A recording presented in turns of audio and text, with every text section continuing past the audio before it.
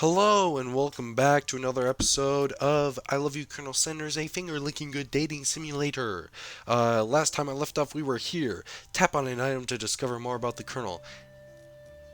And I don't know what to do. There's a chicken statue, there's a window with a nice view, there's a candle, there's a comb, there's a picture of him and someone, a picture of him on a camel, a baby picture of him, an urn, and something framed. Um,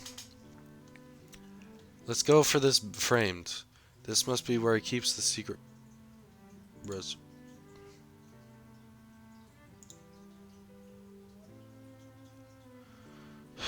I didn't know that was a safe, otherwise I wouldn't have clicked it. Can chicken be prepared sashimi style? I didn't mean to click on that, but okay. Um, you gaze out the window across the vast lake and mountain range beyond. Just then, the ghost of student pops up. Are you thinking about heading out into the world on a quest to avenge my death? Wait, what? I never even learned your name. Why would I avenge you? I could just tell you my name right now. It's... Can't you see I'm in the middle of something? You open the window crack and the ghost of student is swept out with a breeze. Stop on an island to figure more. The chicken statue. You notice a very realistic stuffed chicken sitting on a corner table. When you pick it up, you realize it isn't just realistic, it's real. Taxidermy must have been important to Colonel Sanders when he was alive. A little note clipped to the chicken's foot reads, "The true state bird of the great state of Kentucky. Tap in an item to discover. Okay. What about the urn? You take a closer look at the large urn sitting on a nearby pedestal. There's a plaque on it. It's dusty, but when you wipe it off, you read the inscription. It says, "Here lie the ashes of all my past careers and business failures." That's deep. Poor guy. The door opened, but I don't know if I should go in the door. One of the framed photos shows an old man who looks a bit like Colonel Sanders standing with a friend. They hold fried chicken drumsticks and appear to be cheersing them. You look closely and see that there's a short inscription. I wonder who my friend Pete is. Okay. The photo appears to be Colonel Sanders, except he's an old man visiting the pyramids of Egypt? Maybe this is where he discovered one of his secret herbs and spices. An adorable little baby boy crawls across the floor. From the goatee and mustache combo he sports, you figure that this must be Colonel Sanders himself. That, or maybe it's the drumstick that he seems to be waving like a rattle. Who frames a baby picture of just themselves? Probably the same type of person who would make their own face the logo of the company they founded. Am I right?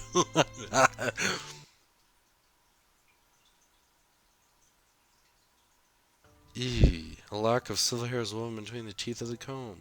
Upon further review, that hair therein isn't just silver ink, it is spun silver. Okay. A scented candle, you pick it up and try to identify the smell. Power tool? Freshly starched collar? Piece of wood floating in a lake? Summer of '69? No. It's one of the secret recipe ingredients. It's...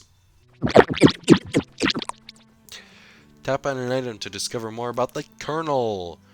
Well, you open the door to Colonel Sanders' closet and find a row of his signature white suits hanging within. You take one off the hanger and try it on. The jacket is a bit big for you, but it's soft and comfortable. You give yourself a deep hug, breathing in his scent. They say that home is where the heart is. Is this what they meant? This isn't... Before you can look any further, you hear Colonel Sanders returning. He has a new dish that he's been working on, and he wants you to taste it. You try to act casual until he asks you why you were wearing his jacket. I don't usually loan those out, but I must say, it does look good on you. Me?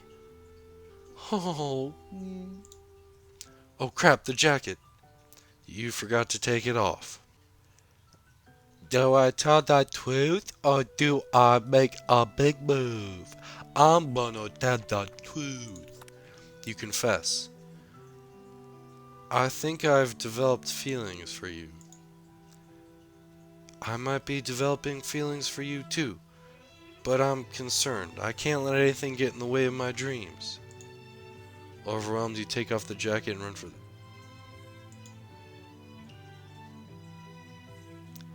You stop yourself. Colonel? Yes, Mongus? I honestly think this may be the beginning of something wonderful. I think you're right. We should take things slow. You talk late into the night and drift off into a slumber.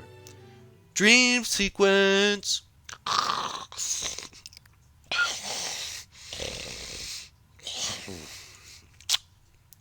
You wake to a beautiful morning at Colonel Sanders' hideaway. Wait, I slept. Did you make the right decision on how to respond to Colonel Sanders? Only time will truly tell. I think so, right? Today is a day that could change the rest of your life. You think about the new secret ingredient you just learned about. In some jurisdiction,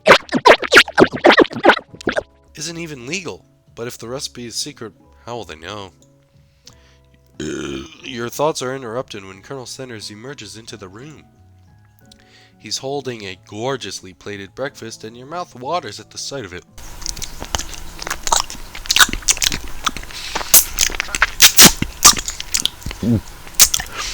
Here's a simple breakfast I just whipped up. It's meticulous. Oh. You taste Colonel Sanders' food and it takes you on a journey. When you return, he's waiting to ask you an important question. So, would you say that we're the perfect match? How presumptuous. My cuisine and your taste buds, that is...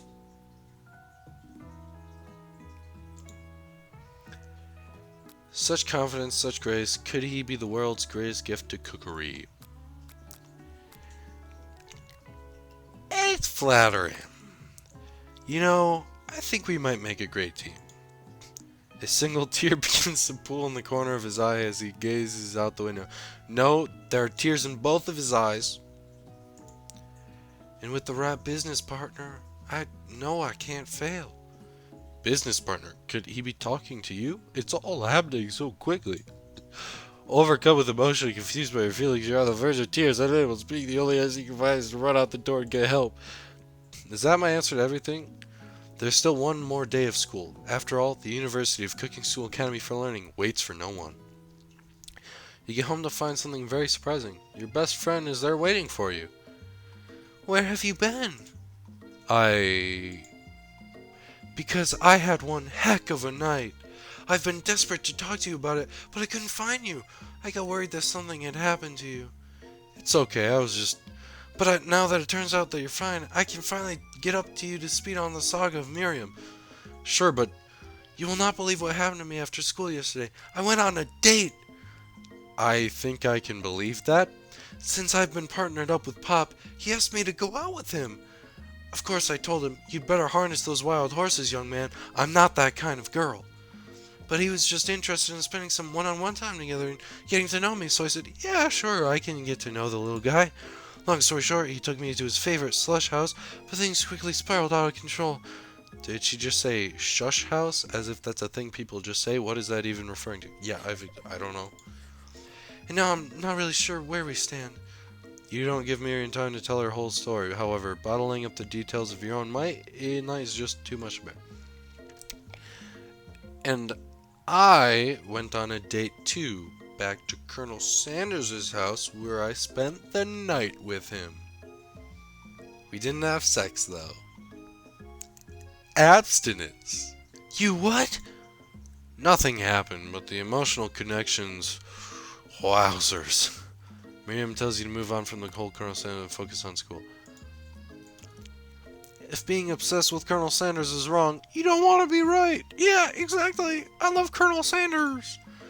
After a short argument, you both agree to go your separate ways. When you arrive at school, you encounter your rivals in the quad. You can tell from a distance that they're picking on Pop, though he himself might not grasp that fact. Because, he's Pop. What's a swirly? It sounds delicious. Oh, it's great. I'll order you up one right away. I'll have my swirly with Sprinkles, please. Sprinkles is a dog and a treat. You can get you can get your swirly drip dip too. Why don't you pick on someone your own size? Because I'm literally the biggest person at this school. There's that horse that Colonel Sanders rides to school, but who would dare pick on such a gentle and beautiful creature? You've got some nerve, Mungus, suggesting I pick on a defenseless horse. Now you're twisting my words, and I won't have it. You clench your fist, but the injury from yesterday's mixer accident makes you wince as big. Does it look like you can go on cooking like that? Might as well just give up. I'll never give up, ever.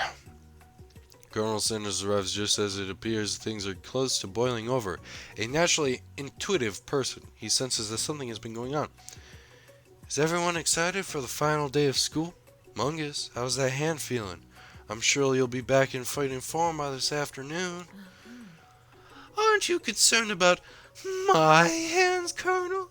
Yesterday I almost broke a nail winning so hard. Technically, I don't believe a winner was decided. Well, your presentation was quite impressive. What is he doing complimenting her? But what about the flavor of my delicate, warm, gooey chocolate sauce? It was clear that you're passionate about how your food is received. That's a lot of words to say, it was bland. Excuse me, Mungus. I am more than capable enough to speak for myself. I'm messing everything up. I'm sorry. Maybe you could tell me more of your thoughts as we walk into class, Colonel. I'm always interested in discussing the fine art of fine foods. See you inside, Mungus. Annoyed by Colonel Sanders' inability to see Ashley for who you know she is, you walk across the quad, get some distance. In an attempt to distract yourself from how slighted you feel by that interaction with Ashley, you take out the spell book you recovered yesterday and start flipping through the pages. Whoa, that's that book. It looks like bad news. It's just something I found lying around. It would appear to be some sort of grimoire, but I don't really believe in that magic stuff. A grimoire?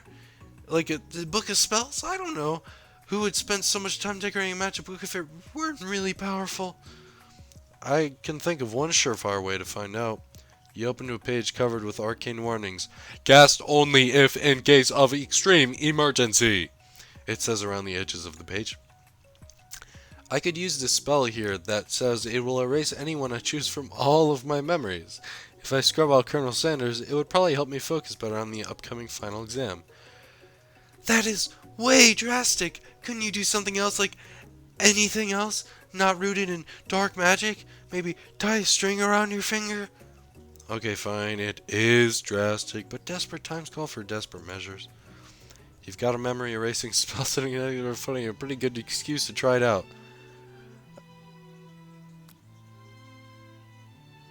I'm gonna choose to not do that. This could be the wrong decision. You take your friend's advice and put the book away. It's almost time for class. Sprinkles is already in the room waiting for the students. I want you to know I feel something of a dog moment coming on, but I assure you it's nothing to be afraid of. His cute little nose scrunches up and he begins to breathe quickly. He must be hungry. Reach for some old homework to give him. Dogs can be rather unpredictable, especially. Sprinkles stops in his tracks. He focuses on the room is deadly silent. When he follows his gaze, you see a tiny orange squirrel perched on the cherry tree outside. Sprinkles turns feral and runs out the window to the classroom. He gives a bark at the squirrel outside. Terrence! I told you never to come back here! Terrence! I will destroy you, Terrence! Sprinkles is barking ferociously, drool flying off of his face. The squirrel looks over, but he doesn't say anything back. You wonder, is that even a talking squirrel? Who named him Terrence? You better not show your chubby cheeks around here ever again. After Sprinkles is satisfied that his presence has been felt by not only Terrence, but any other squirrel in hearing distance, he returns to his professional tone.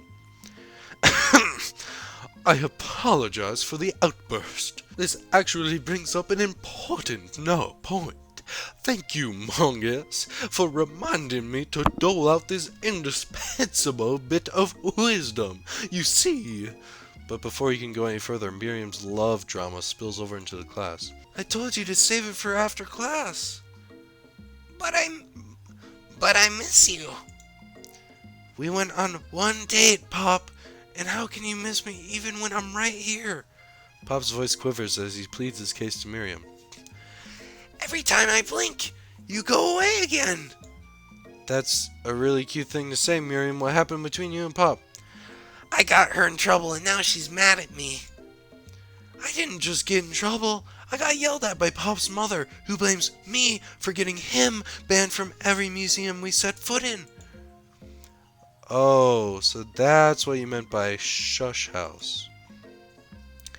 Pop, we went on one date. We're over. And it meant so much to me that I made this for you. Too hurt to go on arguing, Pop leaves this creation behind and runs out of the room. Nothing like a loud public breakup to cast a pall over the final day of school. Everything's going wrong. Well, that was unfortunate. But we mustn't be distracted from what lies ahead. The final competition, Showdown Challenge exam. I'm still working on the title, but I think you get it. Test time approaches. See you all in the arena. But before you can think about your upcoming competitions, there's a very beautiful Syrian soul nearby in need of a pep talk. Hey Miriam, are you okay? Okay?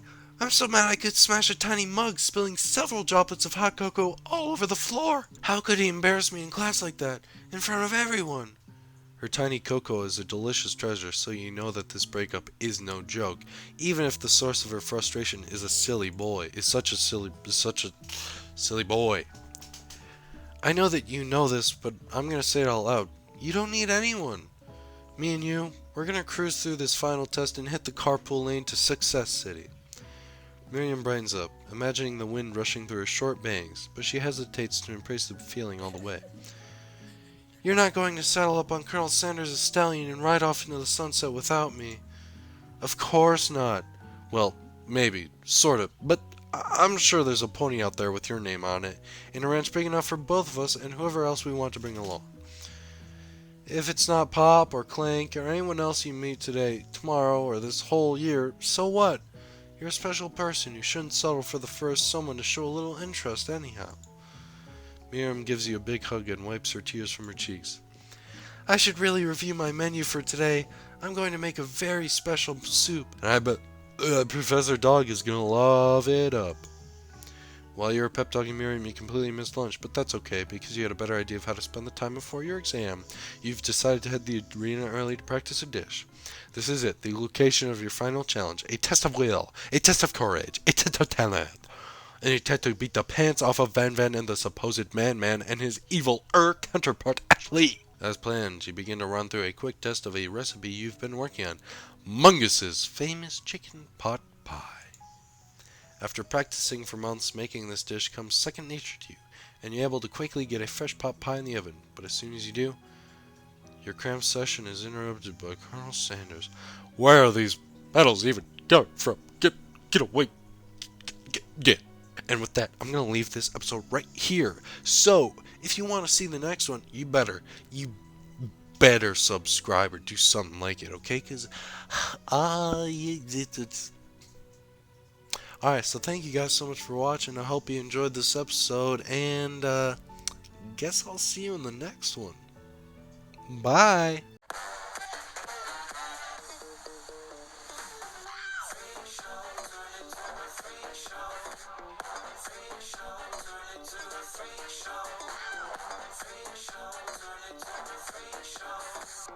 Free show, turn it to a free